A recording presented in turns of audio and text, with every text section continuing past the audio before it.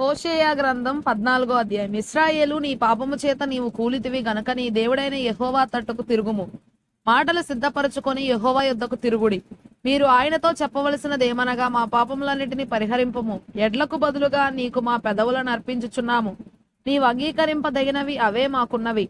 అశ్షూరీయుల చేత రక్షణ నొందగోరము. మేమికను గుర్రములను ఎక్కము. మీరే మాకు దేవుడని మేమిక మీదట మా చేతి పనితో చెప్పము. తండ్రి లేని వారి ఎడల వాత్సల్యము చూపువాడవు నీవే గదా. వారు విశ్వాసఘాతకులు కాకుండా నేను వారిని గుణపరచుదును.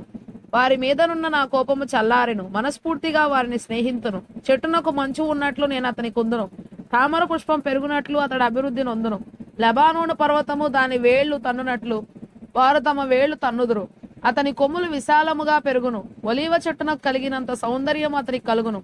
లెబానోనుకున్నంత సువాసన అతని కొండును. అతని నీడయందు నివసించు వారు మరలి వత్తురు.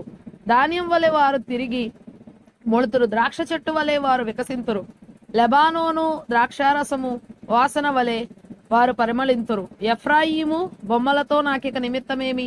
నేనే ఆలకించుచున్నాను. నేనే ఎఫ్రాయిమును గూర్చి విచారణ చేయుచున్నాను.